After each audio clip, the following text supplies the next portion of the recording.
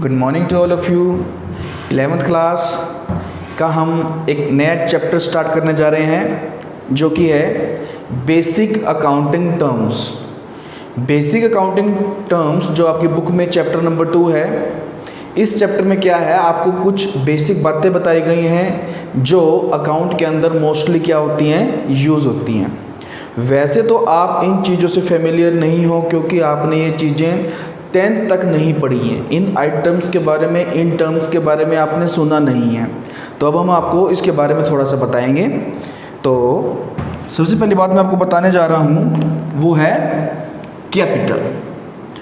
Capital क्या होती है? When a businessman invest some amount of cash और other things in the business is known as capital. यानी जब एक बिजनेसमैन अपने बिजनेस में कुछ भी इन्वेस्ट करता है, इन्वेस्ट ये जरूरी नहीं है कि कैश ही करे, कुछ गुड्स हैं उसके पास वो भी इन्वेस्ट कर सकता है, पर्सनल प्रॉपर्टी है वो भी इन्वेस्ट कर सकता है। तो जो भी एक बिजनेसमैन ने बिजनेस के अंदर इन्वेस्ट किया उसको हम क्या बोलते हैं? कैपिटल। हिंदी में बोलते हैं पूंजी। जैसे एक बिजनेसमैन ने बिजनेस स्टार्ट किया, 5 लाख रुपए लगाया कैश, 2 लाख की उसकी कार थी वो भी बिजनेस में दे दी, 3 लाख की उसकी बिल्डिंग थी वो भी कहाँ दे दी? बिजनेस में दे दी। तो तीनों आइटम्स मिलाकर क्या बन जाएंगी? वो कैपिटल। ठीक है ना? यानी जो भी एक बिजनेसमैन ने अपने बिजनेस के अंदर इन्वेस्ट किया that is capital. First point clear हो गया। सेकंड पॉइंट आता है हमारे पास लायबिलिटी। लायबिलिटी क्या होती है? लायबिलिटी के बारे में बताने जा रहा हूँ। लायबिलिटी जो अमाउंट एक बिजनेसमैन ने पे करना है आउटसाइड द बिजनेस, है ना। Liability are debts. Debts means DEBTS। Debts का मतलब होता है जो भी एक बिजनेसमैन ने पे करना है आउटसाइड द बिजनेस, उसको हम क्या बोलते हैं भला? लायबिलिटीज। अब लायबिलिटीज 2 टाइप्स की हो सकती है हमारे पास। कौन कौन सी? Internal and second external. Internal liabilities कौन सी होती हैं? जो एक बिजनेसमैन ने विद इन द बिजनेस ही पे करनी है, जैसे कैपिटल, एक्यूमुलेटेड प्रॉफिट, रिजर्व। जो ये तीनों चीज़ें हैं ये किसके पास जाएंगी? बिजनेसमैन के पास ही जाएंगी। जैसे मतलब पार्टनरशिप है तो पार्टनर्स के पास चले जाएंगे, सोल प्रोप्राइटर है तो उसी प्रॉफिट के ऊपर सिर्फ उसी का ही हक है। यानी जो हमने बाहर पे नहीं करनी वो कौन सी होती हैं? इंटरनल। और जो बाहर पे करनी है, जैसे मान लो bank loan,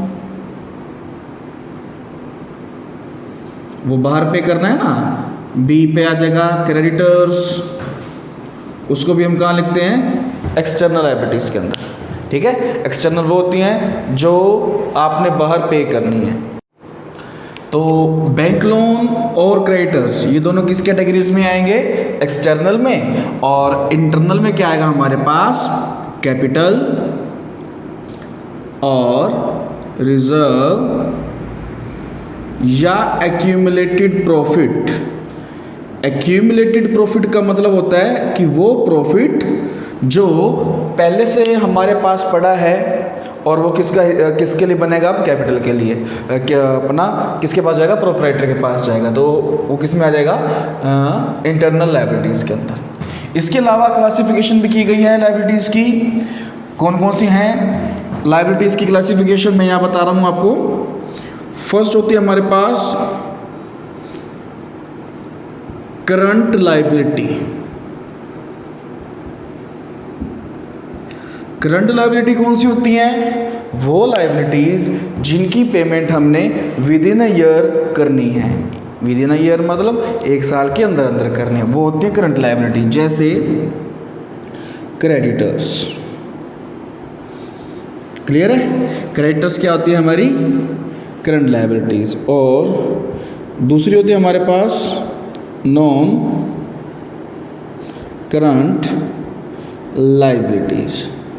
non current liabilities कौन सी होती हैं? जो पे की जाएंगी आफ्टर 1 ईयर। After 1 year. और इसमें क्या एग्जांपल आ जाएगा आपका? Bank loan. यानी वो सभी लाइबिलिटीज़ जिनकी पेमेंट आपने विद इन ईयर करनी है, 1 साल के अंदर अंदर, 12 महीने के अंदर अंदर, वो हैं करंट, और जिनकी पेमेंट आपने 1 साल के बाद करनी है वो कौन सी होती है हमारे पास, नॉन करंट लाइबिलिटीज़। तो ध्यान रखना है आपने। थर्ड पॉइंट आता है हमारे पास असेट्स। असेट्स में क्या करेंगे हम, 3 प्रकार की हमें असेट्स बताई गई हैं आपकी बुक के अकॉर्डिंग, नॉन करंट, करंट और फिक्टिशियस। पहले मैं बता रहा हूँ आपको नॉन करंट असेट्स कौन सी होते हैं। नॉन करंट असेट्स वो सभी असेट्स, पहले असेट्स क्या होती हैं मैं आपको क्लियर कर देता हूँ। असेट्स वो होती हैं जिस भी आइटम का आपको बेनिफिट लॉन्ग टर्म के लिए मिलेगा और जिसके लिए आपने क्या किया है, कुछ ना कुछ पे किया है, जिसकी कुछ मनी वैल्यू है। मनी वैल्यू होने के बाद उसकी मनी वैल्यू को हम रियलाइज कर सकते हैं, वो होती है हमारी असेट्स। अब हमने क्या करना है, इसको आगे कैटेगरीज में बांट दिया। जैसे हमारे पास नॉन करंट है, नॉन करंट कौन सी होगी, benefit arised for a long period, for a long period. Long period का मतलब यहां पर क्या है, more than 1 year, more than 1 year, 1 साल के बाद। जैसे हमारे पास बिल्डिंग है, फर्नीचर, ये क्या होती है सारी हमारी नॉन करंट असेट्स। यानी वो असेट्स जिनका बेनिफिट हमें 1 साल से ज़्यादा के लिए मिलेगा, जिसके हमने कुछ पे किया, that is non current. Current कौन सी होती हैं, करंट लाइबिलिटीज़ वो लाइबिलिटीज़ होती हैं जिनको आप with in a year cash के अंदर रियलाइज कर सकते हो। आई रिपीट, जिसको आप क्या कर सकते हो, with in a year cash के अंदर रियलाइज कर सकते हो, वो कौन सी होती हैं हमारी current assets. Example, stock, stock बिक जाता है, हम मान कर सकते हैं 1 साल के अंदर अंदर बिक जाएगा। डेटर्स, डेटर्स वो होते हैं जिनको आपने क्या किया था, उधार पर सामान बेचा था और उन्होंने आपके पैसे नहीं दिए अभी तक, वो उसको हम क्या बोलते हैं, डेटर्स। थर्ड पे आ जाएगा हमारे पास कैश इन हैंड, और फिर क्या बन जाएगा हमारे पास, कैश एट बैंक। ठीक है, ये सारी कौन सी असेट्स हो जाती है हमारी करंट असेट्स। क्लियर हुआ, डेटर्स, कैश इन हैंड और cash at bank. Fictitious assets कौन सी होती है, फिक्टिशियस असेट्स या नॉमिनल असेट्स वो असेट्स होती हैं जिनको हम कैश के अंदर रियलाइज तो नहीं कर सकते, लेकिन इनका बेनिफिट हमें फ्यूचर में मिलेगा। हमने कोई एक्सपेंडिचर कर दिया, इसका हमें बेनिफिट तो मिलेगा आगे फ्यूचर में, लेकिन इनको हम कैश में रियलाइज नहीं कर सकते। जैसे एडवर्टाइजमेंट, सस्पेंस अकाउंट बोल सकते हो आप, या debit balance of P&L। Debit balance of P&L का मतलब प्रॉफिट एंड लॉस का डेबिट बैलेंस। डेबिट बैलेंस वो प्रॉफिट एंड लॉस का मतलब होता है कि वो बैलेंस जो आपने कहाँ रखा हुआ भला, बैलेंस शीट के सेट्स में रखा हुआ है। तो ये फिक्टिशियस सेट्स होती हैं, इनको आपको क्या करना पड़ेगा, धीरे धीरे करके राइट ऑफ करना पड़ेगा। जैसे आपके पास मान लो 2 लाख रुपए हैं डेबिट बैलेंस, और इसको आप क्या करोगे, 50,000 ईच ईयर आपने राइट ऑफ करना है, तो 50,000 प्रॉफिट एंड लॉस में लगा दोगे, और ऐसे ऐसे करके 4 सालों में आपको 50,000 करके डेबिट बैलेंस ऑफ P&L क्या हो जाएगा, राइट ऑफ हो जाएगा। तो ये मैंने बताया आपको असेट्स के बारे में। असेट्स 3 प्रकार की, नॉन करंट, करंट और फिक्टिशियस। नॉन करंट में भी आगे 2 टाइप्स बन जाते हैं क्लासिफिकेशन अगर हम करना चाहें तो, टेंजिबल और इनटेंजिबल। टेंजिबल एसेट्स वो होती हैं जिनको आप देख सकते हैं, जिनको आप छू सकते हैं, जैसे furniture, land, building, these are tangible. Intangible कौन सी होती है? जिनको आप ना देख सकते हो, ना सीन कर सकते हो, और सिर्फ इनकी पहचान किया है कि ये मेजरेबल होती है in terms of money, measure कर सकते हैं, इनको परचेज सेल किया जा सकता है इनका। जैसे गुडविल है, पेटेंट्स है, कॉपीराइट्स है, तो वो कौन सी एसेट्स होती हैं? Intangible assets. तो ध्यान रखना आपने, ये थर्ड पॉइंट हो गया। अब फोर्थ पॉइंट में मैं बताता हूँ आपको इनकम क्या होती है। इनकम सिंपल वे में अगर मैं बिजनेस के पॉइंट ऑफ व्यू से बताऊं तो इनकम का मतलब क्या है कि जब आपके पास रिवेन्यू ज़्यादा है, रिवेन्यू मतलब आया, when revenue is more than expenses. Clear हुआ? When revenue is more than expenses. मान लो मेरे पास कोई 10,000 रुपये का मैंने प्रोडक्ट बेचा और मैंने उसको परचेज़ किया था 8,000 में, तो मेरे पास आए कितने? 10,000, दैट इज़ रिवेन्यू था। वो 8,000 का वो खर्चा हो गया, तो जो मेरे पास दोनों का डिफरेंस है दैट इज़ इनकम। इनकम के बाद आता है हमारे पास प्रॉफिट। प्रॉफिट क्या होता है? इनकम और प्रॉफिट में मात्र किस चीज़ का फ़र्क है? अगर आप वर्ड यूज़ कर रहे हो total revenue minus total expenses, total revenue minus क्या कर दोगे? टोटल एक्सपेंसेस, तो क्या बनेगा हमारे पास? प्रॉफिट। ध्यान रखना टर्म वही है, रिवेन्यू एक्सपेंसेस है तो इनकम, टोटल रिवेन्यू में से टोटल एक्सपेंसेस है तो इसका मतलब क्या बन जाएगा? वो प्रॉफिट। प्रॉफिट तब होता है जैसे हमारे पास सारी एक्टिविटीज़ अगर हम इसमें इंक्लूड कर लेते हैं, पर्टिकुलर एक एक्टिविटी इंक्लूड कर रहे हैं तो वो क्या है? हमारी इनकम है। सभी एक्टिविटी इंक्लूड कर ली ना हमने अपने बिजनेस एंटरप्राइज की जितनी भी एक्टिविटीज़ हैं, तो वो क्या बन जाता है हमारे पास? प्रॉफिट। प्रॉफिट के बाद आता है फिर हमारे पास गेन। हालांकि इन दोनों का प्रॉफिट और गेन का हिंदी में मतलब लाभ ही है, हिंदी में इनको हम लाभ ही बोलते हैं, लेकिन gain is something else from profit. Gain क्या होता है? Profit arising on part of purchase sale of fixed assets, यानी जो लॉन्ग टर्म में होगा वो कौन सा होगा? गेन। जैसे हमारे पास कोई एसेट्स पड़ी थी पुरानी, उसकी बुक वैल्यू थी 1 लाख, लेकिन हमने वो बेच दी 1,20,000 में, तो हम उसको 20,000 को इनकम नहीं बोलेंगे ना ही प्रॉफिट बोलेंगे। अकाउंटिंग की टर्मिनोलॉजी में उसको बोलते हैं हम गेन। गेन का मतलब हिंदी में तो लाभ ही है, लेकिन वो लाभ, वो प्रॉफिट जो हमें रेगुलर नेचर से नहीं हुआ। ये रेगुलर नेचर का मतलब है, रेगुलर का मतलब होता है जब जिस चीज़ का हमारा बिजनेस है वो चीज़ है तो वो प्रॉफिट है, ठीक है। जो कभी कभी होने वाला है वो क्या बन जाएगा? हमारा गेन। तो ध्यान में रखना है अपने इन बातों को। फोर्थ पॉइंट के बाद मैं आपको बता रहा हूँ अब फिफ्थ पॉइंट। फिफ्थ पॉइंट का मतलब है रिसिप्ट। रिसिप्ट को क्या बोलते हैं हम? हिंदी में बोल देते हैं प्राप्तियाँ, कि हमें टोटल मिला कितना है, रिसिप्ट कितनी हुई है, मिला कितना है टोटल, उसको हम बोल देते हैं प्राप्तियाँ। अब क्या होता है रिसिप्ट? रिसिप्ट में अगर आपको बताना चाहूँ, रिसिप्ट वो जो हमें पैसा मिला टोटल, है ना, रिसीव हुआ। रिसिप्ट वर्ड जो निकला है वो रिसीव्ड से निकला है। तो रिसिप्ट भी 2 प्रकार की होती हैं। कौन कौन सी? Capital receipt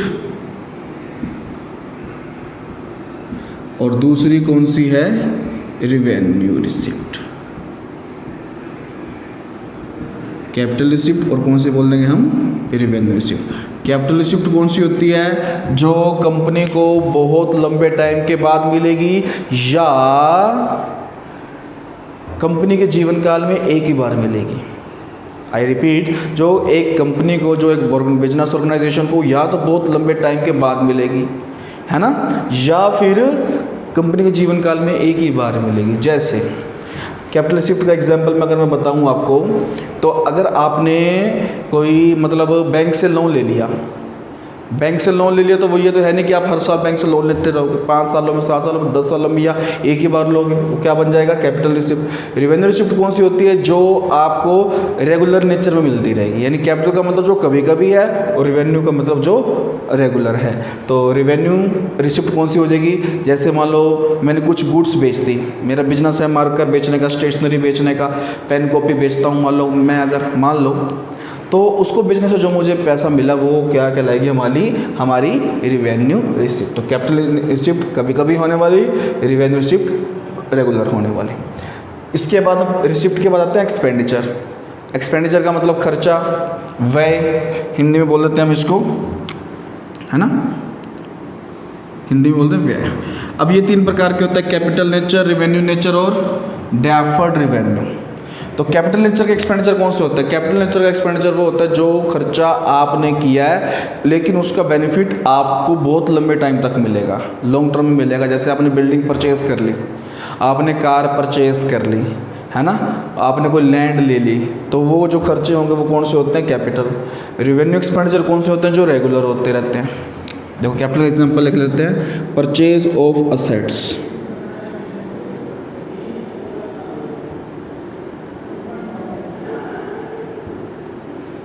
clear. रिवेन्यू का एग्जाम्पल बन जाता है payment of salary, payment of salary, rent etcetera. यानी अगर आपने सैलरी पे कर दी, रेंट पे कर दिया, तो वो कौन सा बन जाता है हमारे पास? रिवेन्यू नेचर के। फिर होते हैं हमारे पास deferred revenue expenditure. Deferred revenue expenditure कौन से होते हैं? जिनका बेनिफिट, देखो, जो ना तो कैपिटल नेचर के हैं ना रिवेन्यू नेचर के हैं, इन दोनों के बीच की कैटेगरी बन गई कौन सी? एक डेफर्ड रिवेन्यू, जिनका बेनिफिट आपको मिलेगा 3 to 7 ईयर्स, है ना। आप क्या लिखोगे? Deferred revenue, these are those expenditure which gives benefit for a period of 3 to 7 year, जो हमें 3 से 7 साल बेनिफिट देते हैं, वो होते हैं हमारे पास डेफर्ड रिवेन्यू एक्सपेंडिचर। उनके एग्जाम्पल क्या हैं? जैसे आपने वाइट वॉश करवा लिया, वाइट वॉश ऑफ बिल्डिंग, आपने बिल्डिंग को वाइट वॉश करवा लिया या पेमेंट करवा लिया, उसको हम क्या बोलते हैं? Deferred revenue expenditure. अगर यहाँ पर वर्ड एनुअल लिख देगा ना, ये एनुअल वाइट वॉश, तो रिवेन्यू में आ जाएगा। सिंपल वाइट वॉश है तो क्या बनेगा? वो डेफर्ड रिवेन्यू एक्सपेंडिचर। इसी प्रकार एडवर्टाइजमेंट एक्सपेंडिचर होता है। एडवर्टाइजमेंट सस्पेंस अकाउंट वो क्या होता है? जैसे मान लो आपने एक नया प्रोडक्ट लॉन्च किया, नया प्रोडक्ट लॉन्च करने के लिए आपको 2 लाख रुपए खर्चा करना पड़ा और इसका बेनिफिट आपको 5 साल मिलेगा, तो आप क्या करोगे? देखो 2 लाख रुपए खर्चा किया है आपने, बेनिफिट कितने साल मिलेगा इसको? 5 साल। तो आप हर साल कितने दिखाओगे? 40,000 प्रॉफिट एंड लॉस अकाउंट में दिखाओगे। इसको हम क्या बोलते हैं? Deferred revenue expenditure. इसका एक एग्जाम्पल ये रहा। दूसरा एग्जाम्पल का नाम है एडवर्टाइजमेंट सस्पेंस अकाउंट। तो ये मेन बातें थी आपकी बेसिक अकाउंटिंग टर्म्स के अंदर। 6 ये हो गई। 7th पॉइंट बिल्कुल आसान है, परचेज। अकाउंट के अंदर हम परचेज वर्ड सिर्फ उसी के लिए यूज़ करते हैं जिस चीज़ का हमारा बिजनेस है, गुड्स के लिए। बाकी अदर चीज़ के लिए परचेज ऑफ असेट्स तो जनरल प्रॉपर में आएगा, और परचेज है सिर्फ उन चीज़ों की जो आपने परचेज की हैं, गुड्स जिस चीज़ का मेन बिजनेस है। और परचेज रिटर्न इसकी सिमिलर टर्म हो जाएगी, इसकी अपोजिट टर्म, है ना। परचेज का मतलब जो हमने खरीदा, हमने जो सामान खरीदा माल हमें पसंद नहीं आया या डिफेक्टिव था या ओवर प्राइस था, हम उसको क्या कर देंगे? वापस कर देंगे। उसको हम बोलते हैं परचेज रिटर्न। नेक्स्ट टर्म है फिर सेल्स, है ना। When A business enterprise sold goods, जब एक बिजनेस एंटरप्राइज क्या करता है? सामान को बेचता है, उसको हम बोलते हैं सेल्स अकाउंट। ठीक है, गुड्स होने चाहिए तो ही ट्रीट माना जाएगा सेल्स का। सेल्स रिटर्न क्या हो जाएगा? हमने सामान बेचा, उनको पसंद नहीं आया तो उन्होंने क्या कर दिया? वापस कर दिया। वो क्या बन जाएगा हमारे पास? Sales return. उसके बाद आता है हमारे पास इन्वेंट्री। इन्वेंट्री का मतलब क्या होता है? जिस चीज़ का हमारे पास क्या पड़ा है? भला स्टॉक पड़ा है, उसको हम बोलते हैं इन्वेंट्री। अब इन्वेंट्री हमारे पास 4 प्रकार की होती है, मैं आपको संक्षिप्त में समझा देता हूँ। इन्वेंट्री रॉ मटेरियल की होती है, रॉ मटेरियल। सेकंड पे होती है हमारे पास semi finished goods, semi finished. Third होती है हमारे पास फिनिश्ड गुड्स की, और चौथी होती है हमारे पास stock in trade. Stock in trade. तो सबसे पहले मैं बताता हूँ आपको रॉ मटेरियल क्या होता है। रॉ मटेरियल मतलब कच्चा माल। जैसे मान लो आपका कपड़े का बिजनेस है, आपने सबसे पहले क्या किया, कॉटन ले लिया। तो कॉटन जितना भी आपके पास पड़ा है वो क्या है, रॉ मटेरियल है। अब कॉटन से फिर क्या बनेगा, थ्रेड बनेगा, है ना। हमारा बिजनेस है कपड़े का, बिजनेस हमारा कपड़े का, लेकिन कॉटन से थ्रेड बन चुका है। फिनिश तो नहीं हुआ ना अभी, फिनिश तो तब होगा जब कपड़ा बन जाएगा, जब हमारे पास क्लॉथ तैयार हो जाएगा। तो जो सेमी फिनिश क्या माना जाएगा, थ्रेड यानी धागा, वो सेमी फिनिश माना जाएगा। और धागे से क्या बनेगा, फिर कपड़ा बन जाएगा। कपड़ा जो बन के तैयार होगा उसको हम क्या बोलेंगे, फिनिश गुड्स। और जब कपड़ा बिकने के लिए शॉप्स में चला जाएगा, अलग अलग गोदामों में चला जाएगा, अलग अलग शोरूम्स में चला जाएगा, तो उसको हम क्या बोलेंगे, स्टॉक इन ट्रेड। तो 4 प्रकार की इन्वेंट्री होती है। रॉ मटेरियल मतलब कच्चा माल, सेमी फिनिश मतलब आधा तैयार हो चुका है, आधा नहीं हुआ। धागे का एग्जाम्पल लिया था मैंने। फिनिश गुड्स का मतलब माल तैयार हो चुका है। और स्टॉक इन ट्रेड का मतलब जब सामान जो है शॉप्स पर बेचने के लिए क्या हो गया, तैयार होगा, उसको हम बोलते हैं स्टॉक इन ट्रेड। फिर आता है हमारे पास ट्रेड रिसीवेबल। ट्रेड रिसीवेबल का मतलब क्या होता है, जब आपने उधार पर सामान बेचा तो जिन्होंने आपको पैसे नहीं दिए ना, उसको हम क्या बोलते हैं, ट्रेड रिसीवेबल। अब ट्रेड रिसीवेबल में 2 बातें आती हैं, डेटर्स और बिल्स रिसीवेबल। डेटर्स वो होंगे जिन्होंने आपके पैसे भी देने हैं, कुछ भी नहीं दिया, जिन्होंने चेक वगैरह भी नहीं दिया, जिन्होंने आपको बिल ऑफ एक्सचेंज लिख कर दे दिया है, नेगोशिएबल इंस्ट्रूमेंट यानी चेक वगैरह लिख कर दे दिया, तो वो बिल्स रिसीवेबल बन जाते हैं। ऐसे ही ट्रेड पेबल होते हैं। ट्रेड पेबल वो होते हैं जिनके हमने पेमेंट करनी है, जिनका हमने पैसा अभी पे करना है, वो ट्रेड पेबल होते हैं। ट्रेड पेबल में भी 2 आते हैं। कौन कौन से आ जाते हैं इसके अंदर, 2। एक तो क्रेडिटर्स आ जाएंगे और दूसरे कौन से आ जाएंगे हमारे पास, बिल्स पेबल। क्रेडिटर्स कौन से होते हैं, मान लो हमने उधार पर सामान परचेज किया, उधार पर गुड्स परचेज की, उनके पेमेंट हमने अब तक नहीं की, दैट इज़ क्रेडिटर्स। उनको हमने मान लो चेक वगैरह लिख कर दे दिया या बिल ऑफ एक्सचेंज लिख कर दे दिया, लेकिन उसने अभी तक मैच्योर नहीं करवाया, तो उसको हम क्या बोल देते हैं, बिल्स पेबल। तो सारी बातें जो मैंने आपको बताई हैं, ये वाली सारी ये किसके अंदर आती हैं, बेसिक अकाउंटिंग टर्म्स में आती है। जब भी आप बेसिक अकाउंटिंग टर्म्स पढ़ोगे तो अब आपको इन बातों के बारे में पता होना चाहिए। और भी अगर कुछ बातें आपको ऐसे लगते हैं कि हमें इनका मतलब नहीं पता, तो आप मुझसे पूछ सकते हैं क्वेरी सेशन के अंदर आकर, और या फिर आप मुझे ईमेल वगैरह भी कर सकते हैं। ईमेल आईडी है himanshu-mehta01@gmail.com। I repeat, himanshu-mehta without space 01@gmail.com। इस पे आप मुझे ईमेल भी कर सकते हैं। Thank you.